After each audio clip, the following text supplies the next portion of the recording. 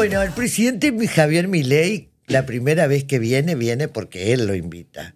Ahora vuelve porque lo volvés a invitar. Hola, Alberto Medina Méndez. Gracias por la invitación. ¿Cómo te vas? No, a vos por venir. ¿Vuelve el presidente?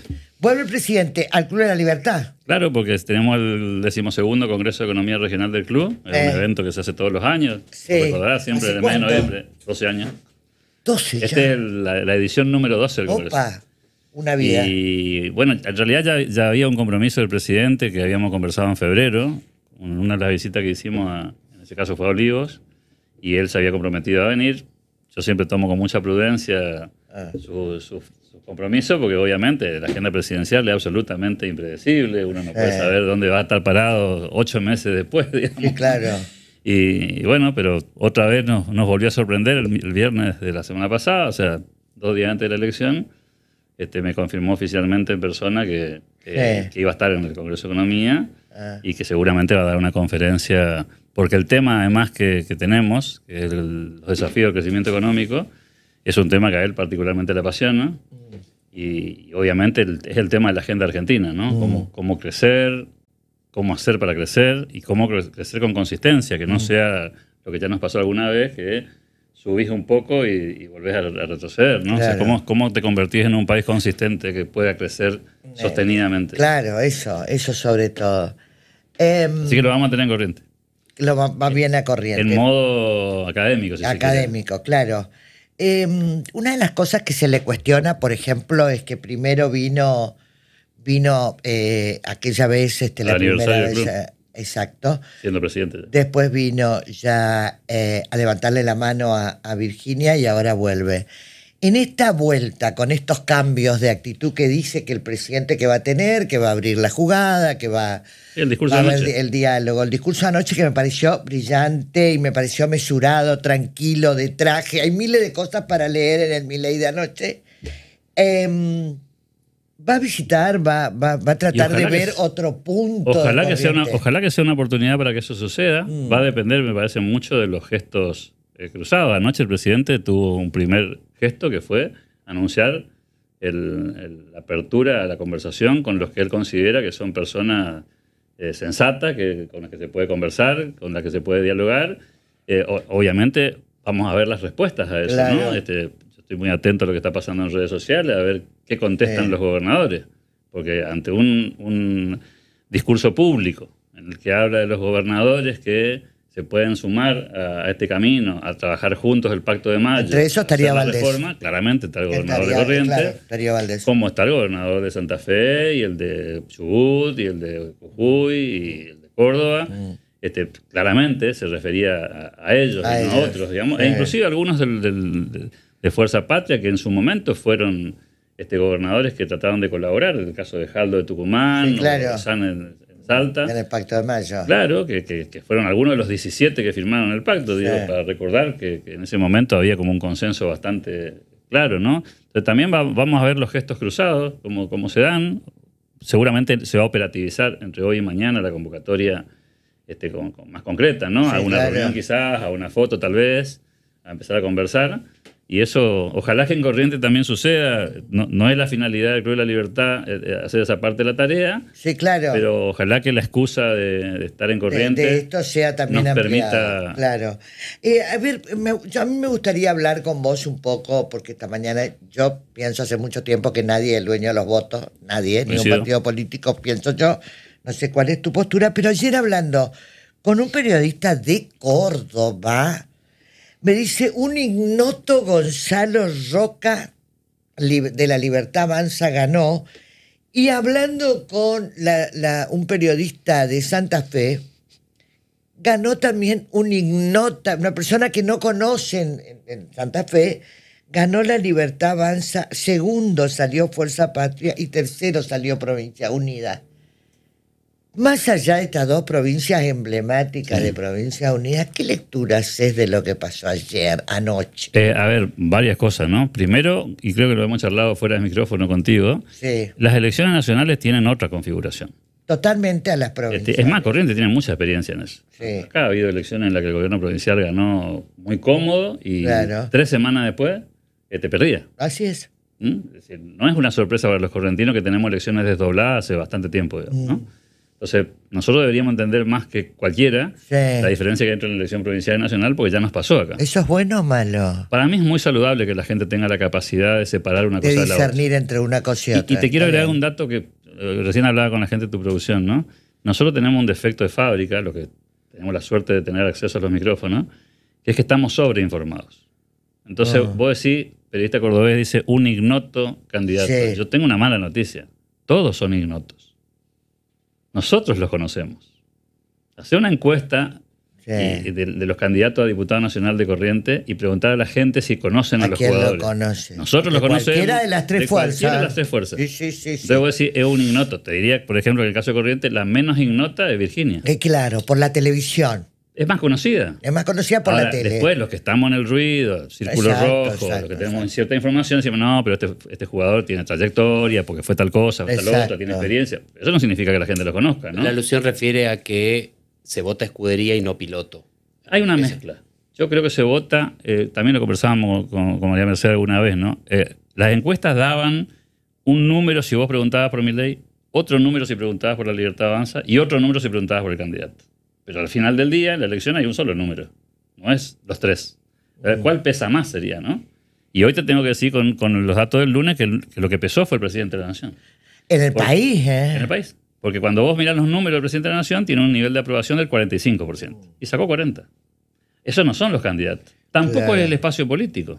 Si vos lo mirás en términos de marca, porque qué sé yo, en el Chaco, por ejemplo, por dar un ejemplo, ¿no? Sí, claro. Se sacó 45%. Sí. Y ahí hay una mezcla, porque claramente está el gobierno provincial, aliado o el caso de Entre Ríos, donde también hubo una alianza entre el gobierno nacional y el gobierno provincial. Claro. Y los números fueron muy interesantes, pero fueron, si lo mirás en términos generales, bastante parejos. ¿Y qué porción le das a lo anti?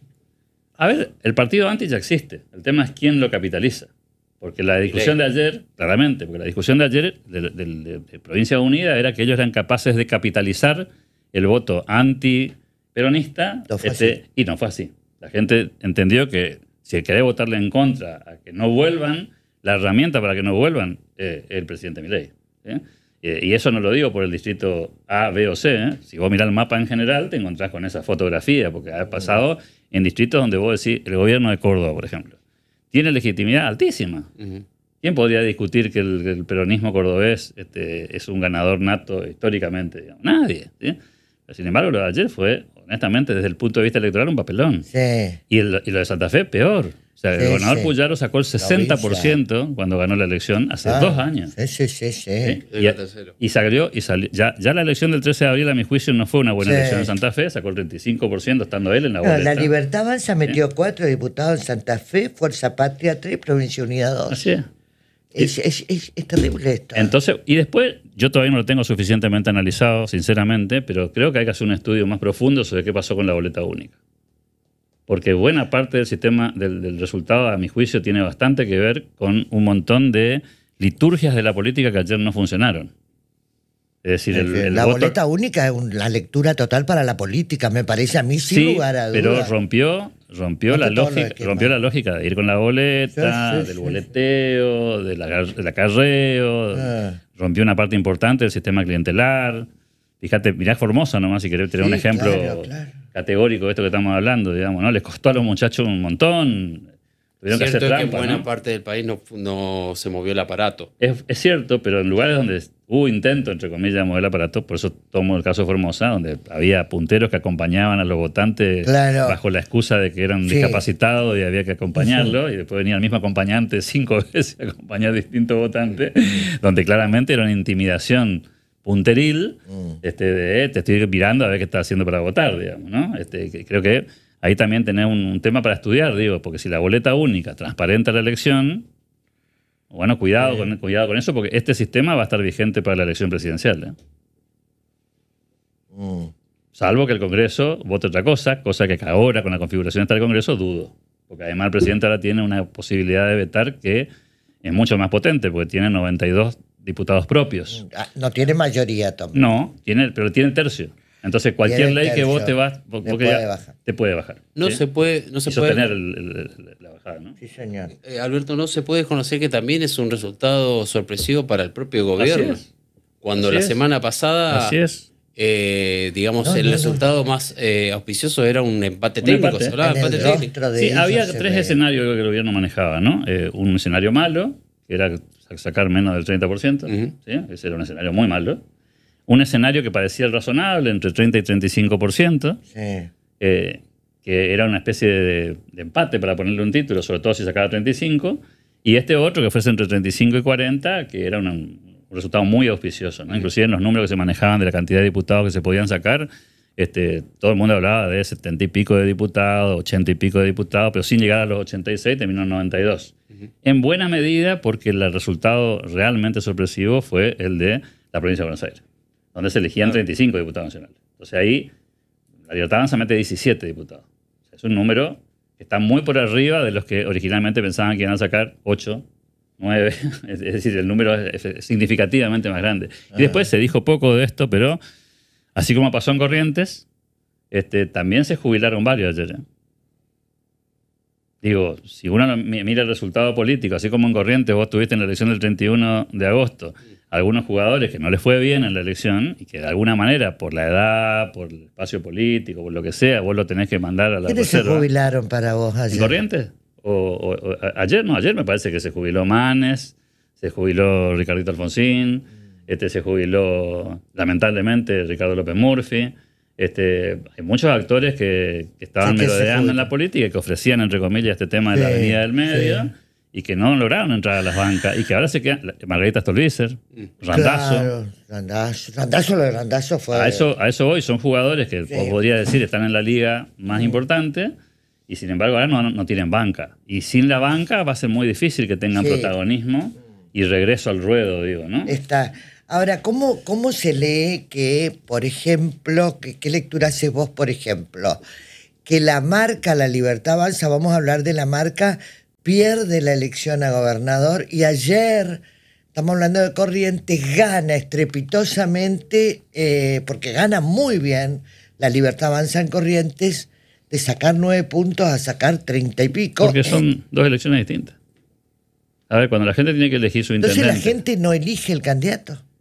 Hay una mezcla. En esta estaba, creo que lo charlamos contigo, en esta elección estaba en juego el rumbo, que es una clásica elección de medio tiempo. El miedo no, Alberto. La gente no tenía miedo a un lunes negro. Pero el rumbo es eso. ¿Yo qué quiero que pase el lunes? ¿Quiero estar tranquilo y que la cosa se enderece o quiero un cataclismo? ¿Sí? Entonces lo que estaban en juego era los que querían el es jodido votar por miedo y no por convicción. Bueno, pero muchas veces votamos por miedo. Y lamentablemente en el mundo, no en Argentina, hace mucho tiempo que el voto negativo, para ponerle un título, es protagonista. Uno no siempre elige lo que quiere, por eso yo embromaba y me castigaron bastante en redes sociales con eso, con el tema del pollo pasta, porque al final es como cuando estás en el avión. Viene el oficial de a bordo y te dice pollo o pasta. No te trae un menú con 45 opciones para ver cuál te gusta más. Y vos tenés 3 posibilidades: el pollo, la pasta o no comer. No hay otra alternativa. Y en la política muchas veces pasa lo mismo. Le pasa en Estados Unidos a los republicanos y a los demócratas, a los conservadores y a los laboristas en Reino Unido, en el mismo Uruguay. Lo viven todo el tiempo, quizás con 3 partidos, pero también con esa lógica. Es lo que hay en la mesa. Y vos elegís sobre las opciones. Cuando vas al supermercado y encontrás 2 marcas de una mayonesa, elegí la marca que está. Y si no, no comés mayonesa. ¿Sí? No hay una... pero a mí me gustaría la marca que no está. Y bueno, la marca que no está en la góndola. ¿Sí? Y hay que llevar mayonesa a casa. Entonces, a veces no se entiende esa lógica. Y por supuesto, a veces elijo la marca que me gusta y a veces elijo la marca que no me termina de convencer del todo, pero la otra marca seguro que no llevo. ¿Cómo traes esa lógica corriente? También. Pasa que también cuando se analizó la provincial, también para mí se obvia un tema que también estaba en la agenda. Es decir, el mismo gobierno provincial se sorprende con el número que saca. ¿Sí? Y yo, mi análisis, puedo estar equivocado. Ahí hay méritos propios y hay deméritos de los otros. Es decir, si los candidatos del gobierno son X, pero los candidatos opositores, las alternativas, no son buenas, la gente con todo el derecho del mundo dice, mira, yo no estoy muy convencido de este camino, pero este no es, y este otro tampoco. ¿Sí? Que es lo que la gente nos mostró el 31 de agosto. No le gustó el candidato de la Libertad Avanza, no le gustó el candidato que ya fue gobernador, no le gustó el candidato del peronismo y eligió el candidato que eligió. Digo porque si no podemos cometer el error de hacer lectura sesgada, que es cuando gana uno es porque la gente está entusiasmada, enamorada y... No, yo no vi el 31 de agosto gente enamorada. Vi gente optando, ¿sí? Entre las opciones disponibles. Y en los pueblos, se nota mucho más esto, porque uno le conoce la cara a los actores locales. Ahí no tenemos el riesgo de que no sé quién es, ¿no? Ahí sabemos quién es, para bien o para mal, ¿no? Y también puede haber un voto susto ahí. No quiero que gane fulano, si lo conozco yo, ¿sí? Y entonces le voto a este, que quizá no es el mejor sobre el planeta, pero sí el mejor en la grilla, ¿no? Entonces siempre hay un voto negativo, no solamente en esta elección, sino que es una lógica humana, te diría yo, ¿no? Claro, la gente también se pregunta, ¿cómo cambia el mapa del país? Rápidamente. ¿Entendés? Como pero lo que dijiste vos, el voto está prestado. Está prestado el voto. Yo creo que el problema que tiene la dirigencia política... Es que no lees. No, es que la dirigencia política tiende a creer, porque en realidad es muy simpático. Ego, claro, los egos son terribles. La gente me sigue a mí. No, la gente no te sigue. No te sigue a vos. La gente circunstancialmente, en la fotografía que sacamos ayer, te apoya. Sí, te apoya. Porque las opciones son estas. ¿Sí? Y está prestado. ¿Hasta cuándo? Hasta la próxima elección. Y mañana mismo puede cambiar de opinión. Y te estoy mirando. Y además te estoy marcando. ¿Sabes por qué, Alberto? También te estoy mirando, porque fíjate vos que es lo que decíamos esta mañana con Oración, el peor momento del gobierno, que el 3%, que Españolo, que esto, que la denuncia, que la plata del narco, la boleta por el pelado. La boleta de espera en Provincia de Buenos Aires, cuando yo miro los números, ¿no? Sí. La cantidad de millones de personas que votaron una boleta con una cara de un candidato que no está, hay que explicar eso. Sociológicamente, digo. Claro, total. O sea, porque digo, la cara era la de otra persona. Sí. Y con un cuestionamiento, te diría yo, tremendo. Importante. Entonces puedo decir, ahí hay claramente una decisión de esto, ¿no? Yo a estos otros no lo voto ni de casualidad. ¿Sí? Porque además, ¿qué representan? Y a ver, lo vamos a tener dentro de minutos nomás, vamos a tener la respuesta en los mercados. Resulta que si gana el gobierno nacional, los mercados vuelan. Y si hubiera ganado el peronismo... Bueno, ahí está, el oficial se aleja del techo y se vende a 1.380. Por eso, entonces me parece que ahí tiene una lectura muy clara. Y eso, yo sé que a veces alguna gente quiere simplificar. No, eso es Estados Unidos. No es Estados Unidos. Es bastante más que eso, ¿no? La cantidad de gente que está intentando, inclusive hoy me escribían un montón de amigos acá de Corrientes, ¿no? Se despeja el panorama, voy a invertir. Digo, eso no es Estados Unidos. Es la previsibilidad que te da. Pero también nos gusta. También hay mucha gente que dice, ay, pero nos está ayudando Estados Unidos. Qué bueno, qué bueno. Es que a ver, qué maravilla. Es que es bueno. Y para otra gente dice, no. Si la primera potencia mundial te acompaña, pasa que después... Lo que pasa es que vos decías, ¿qué costo nos acompaña? Bueno, pero la pregunta, pero de nuevo, como en la vida misma, te llaman más poderoso de la ciudad. Y te dice, te voy a ayudar, María Mercedes. Vos qué decís, a ver qué me va a sacar Vos estás en un momento difícil. No tenés mucho margen de maniobra. Es decir, no, mirá, mejor no me apoyes. Andá nomás a tu casa. Lo que pasa es que Trump es una persona que genera controversia, entonces como no nos gusta el actor, si fuera Obama el que nos hubiera apoyado, quizás muchas de las reacciones no serían estas. No. Entonces tiene mucho que ver también con la liturgia de la política, ¿no? ¿Quién es el personaje? Sí, ¿Cómo es? Claro. Entonces si hubiera sido otro jugador, a este le miramos el peinado, cómo habla... los prejuicios que hay dando vuelta, ¿no? Lo que pasa es que cuando mirás cómo actúa y los resultados que consigue, y tenés que conceder que evidentemente algunas cosas hace bien, más allá que él sea un personaje controversial. Y Argentina no tiene para darse ese lujo de estar mirando eso. Si te apoya, que de hecho, hoy lo decía en algún medio colega, de hecho, si vos mirás a Estados Unidos, todavía no hizo nada. O sea, objetivamente hablando. El swap, que es claramente una operación de orden financiero en la que Estados Unidos no pone dinero propio, digamos, sino que lo que hace es canjear su cartera de tenencia. ¿Pero cómo no intervino en el techo del dólar? Pero de nuevo, usando el swap. Y usar el swap se quedó con los pesos y operó con los pesos. ¿Se entiende? No es que Argentina operó con los dólares. No es que te pasó los dólares a vos y vos usaste los dólares para intervenir. ¿Se entiende? Sí. Hasta ahora, lo único que hizo Estados Unidos no fue poner plata, sino hacer operaciones financieras en el mercado internacional, comprar. Salir a comprar, como compra cualquiera. ¿Sí? Y entonces ni siquiera pusieron todavía. Después vamos a ver los otros 20.000 millones de dólares, ¿no? Que están prometidos, entre comillas, ¿no? Que yo decía también hoy, estamos tan a la defensiva que en vez de estar mirando cómo usamos esa posibilidad de financiar, ¿no? Las provincias deberían estar viendo, hay 20.000 millones de dólares para proyectos de financiamiento de obras. ¿Qué estamos haciendo nosotros que no estamos golpeando la puerta para ser parte de eso? Claro, ¿Es para eso? Es para eso. O sea, los otros 20.000. ¿Sí? No el swap. No el swap. Esto que viene. A ver, la presencia de JP Morgan el viernes acá tiene que ver con eso. Sí. ¿Cómo vamos a instrumentar esto? Bueno, aparte le están pidiendo el diálogo. Eso? A mí me pareció inteligente Valdés cuando ayer, por ejemplo, cuando conversábamos de los resultados y todo eso, dice, yo espero ansiosamente, me llaman y estoy, o sea... No es que los gobernadores se niegan. Es que sí. No. Bueno, por eso te decía hoy, vamos a ver cómo se operativiza Exacto. eso, ¿no? Ese famoso diálogo que todo el mundo quiere. Estamos podridos al maltrato. Es que tiene que estar el diálogo. La otra pregunta, que para mí hay un eufemismo ahí también, ¿no? Que a veces en Argentina la palabra diálogo tiene un subtítulo abajo que es mándame plata. Sí, exacto. Y cuidado que eso no va a pasar. No sirve tampoco eso. No, digo, eso tampoco va a pasar. Digo, si el diálogo es yo me siento a conversar con vos, María Mercedes, en la medida que vos me invitas a comer. Exacto. Pero no es lo mismo que te inviten para hablar con María Mercedes y terminás, venís y estés hablando con Horacio conmigo. No, estoy de acuerdo, pero en ese diálogo yo quiero ver las condiciones del diálogo en términos del contenido. Porque claro, ahí también hay que ser realista, ¿no? O sea, la Nación hizo un ajuste significativo, criticado por el ajuste, pero las provincias todavía no hicieron el ajuste. De hecho, yo lo escuché al gobernador electo en Corrientes hablar de que no es una temporada de salir a repartir, que hay que parar la pelota. A veces suspendió la fiesta de la naranja. Sí, claro. Digo, también hay que tomar nota de eso.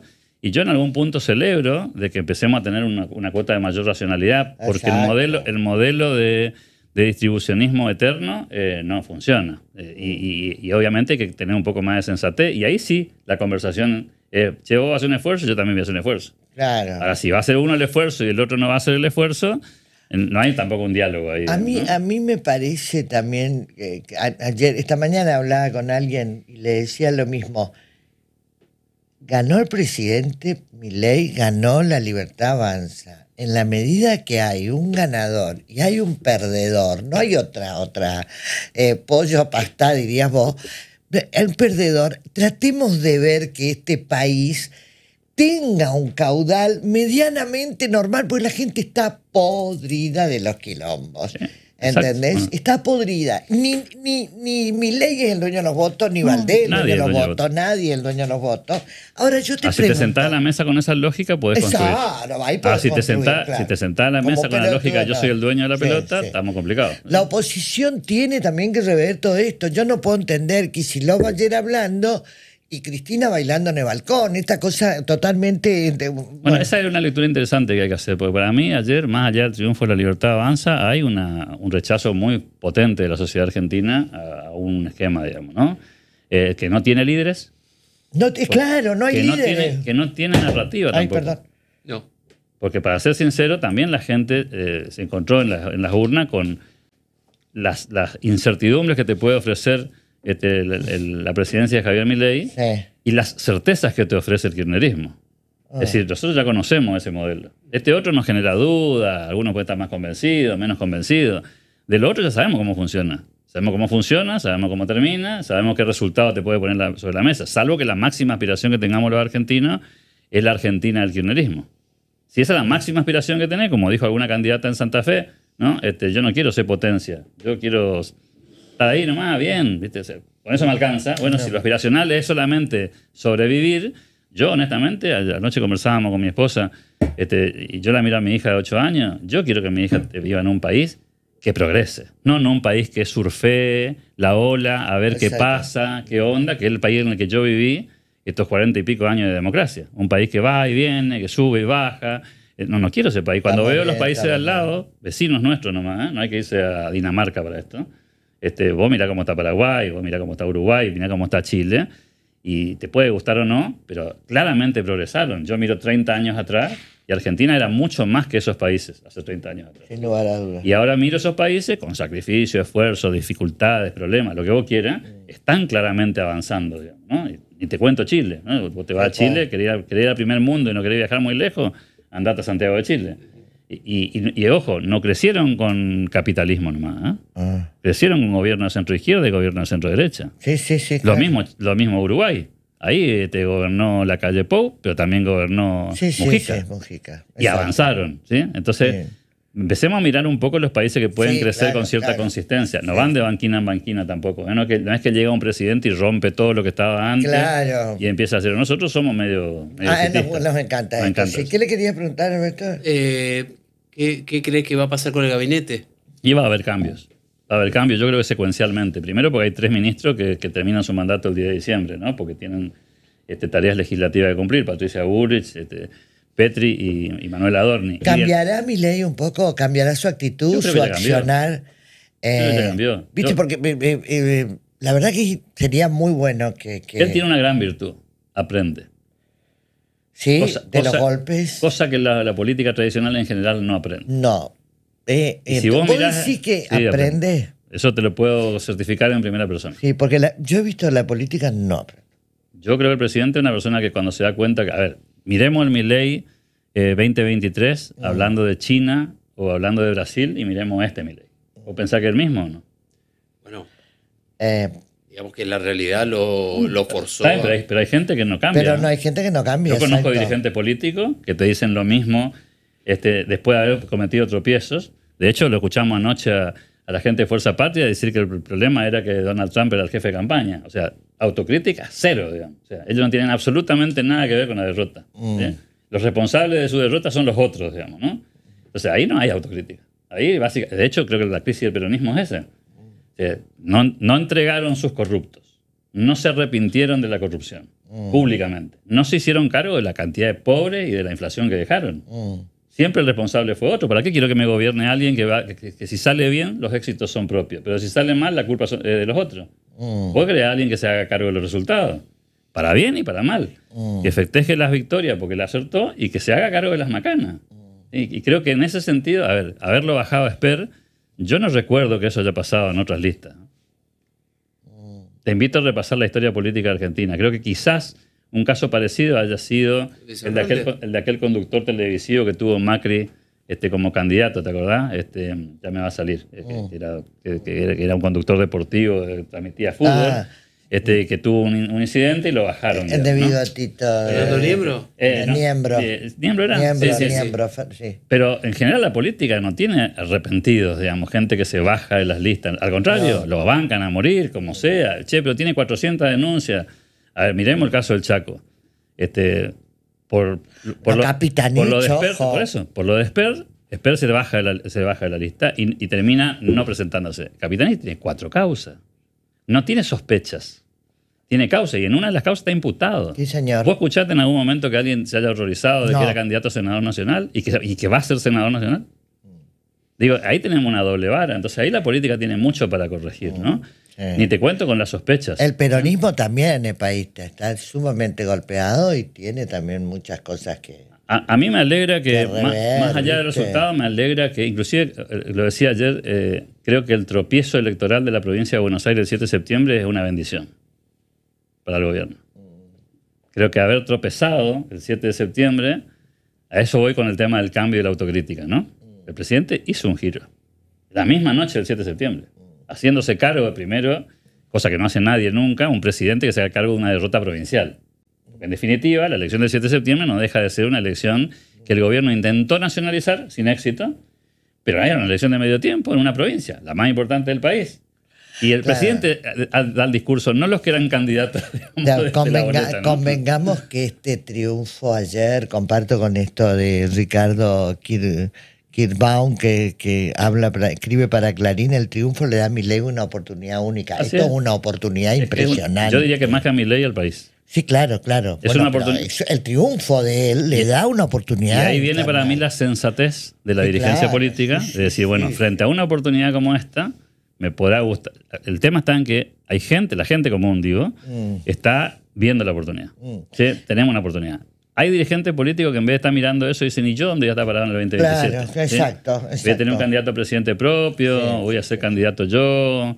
En mis provincias, no te olvides que hay 22 provincias que en el 2027 eligen gobernador. O sea, de las 24 provincias que tenemos en Argentina, salvo Santiago del Estero que eligió ayer y Corrientes, las otras 22 provincias eligen gobernador en el 2027 y muchos políticos deben estar mirando, che, ¿y ahora qué hago en mi provincia? ¿Yo dónde me paro como dirigente, digamos? Y creo que esas mezquindades a veces no nos permiten ver estas oportunidades. Claro. Bien. Cuando capaz que lo que hay que hacer es acompañar este proceso, dejar que el presidente Milei termine de ordenar estos grandes líos, que deje las bases sentadas para que Argentina sea un país que crezca y que la política se vaya a buscar oportunidades después de ese proceso y no seguir metiendo palo en la rueda en el mientras tanto. Sí, digamos, ¿no? Claro. Alberto, ¿y qué va a pasar con la Libertad Avanza en Corrientes? Que sé yo, un misterio, ¿sí? No sabes. Yo creo el partido. El partido, sí. Creo que también me parece que ahí va a haber un barajar de nuevo, ¿no? Claro, un cambio, ¿no? Y creo que hay lecturas que van a hacerse. Si vos mirás la escenografía de ayer del evento del gobierno, del discurso del presidente de la Nación, y mirás cómo se pararon los actores, dónde estaban los jugadores. Caputo estaba arriba del escenario, Martín Menem estaba abajo.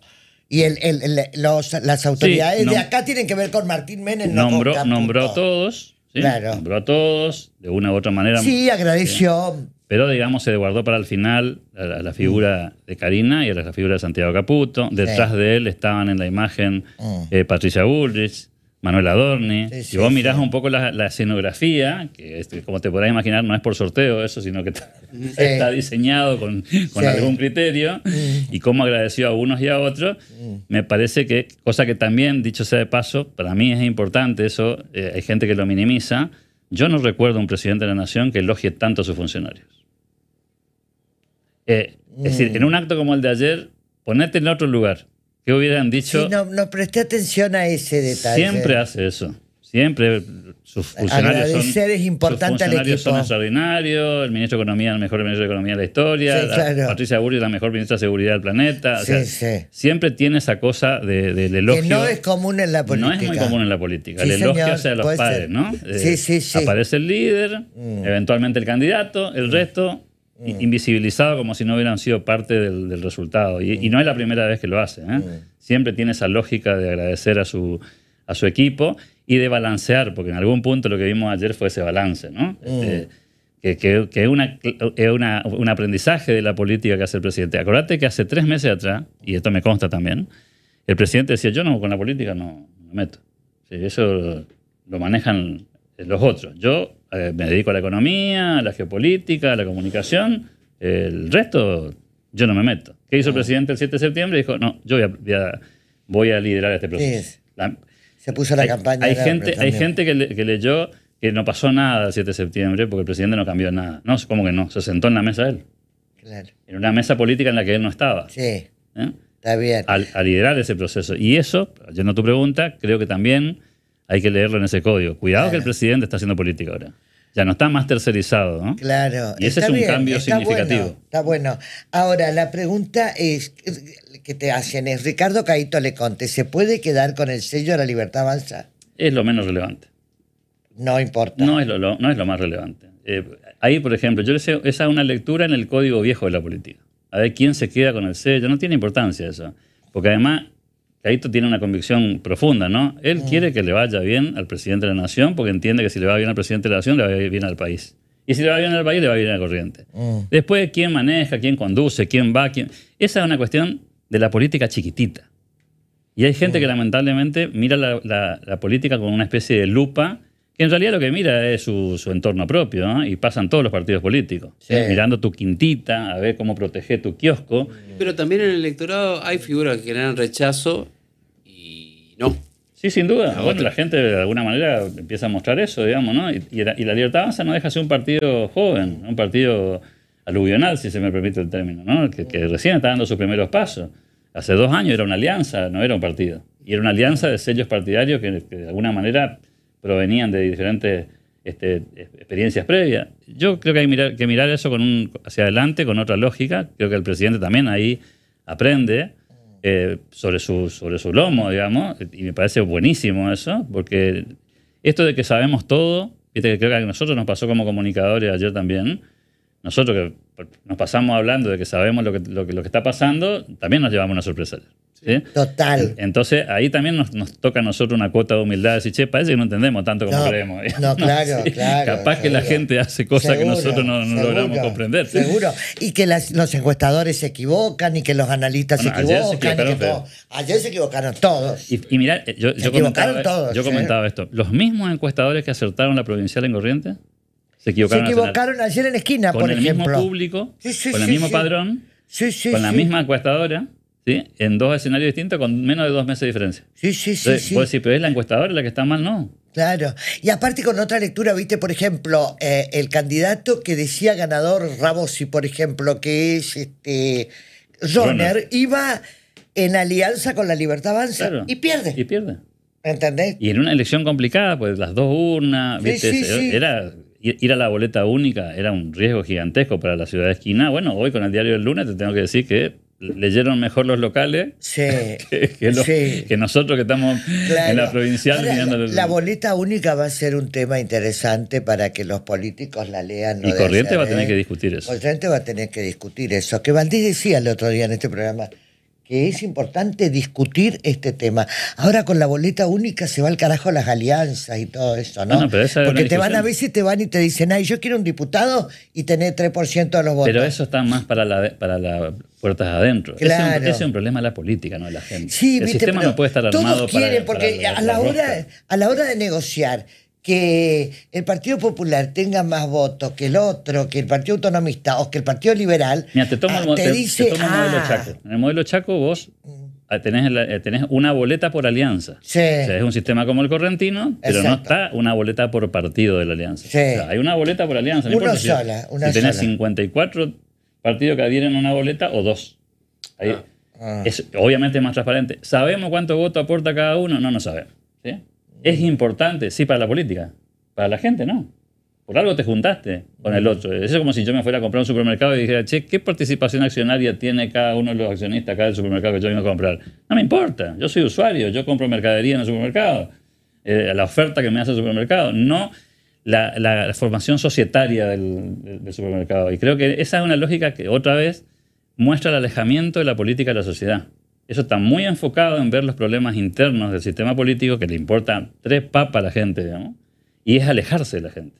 Es estar en código propio. Yo entiendo, porque es parte del sistema, pero también estas señales de ayer, por ejemplo, muestran a las claras que busquen otro mecanismo para dirimir cuánto aportó cada uno. Claro. ¿Sí? Pero no nos pongan a los ciudadanos como rehenes del sistema que lo único que hace es resolver cuántos ministerios o secretarías le vamos a dar a cada director de una municipalidad, le vamos a dar a cada fuerza política si gana. Ese no es mi problema. Ese es el problema de ustedes. Así es, claro. Gracias, Albert. A ustedes por el tiempo.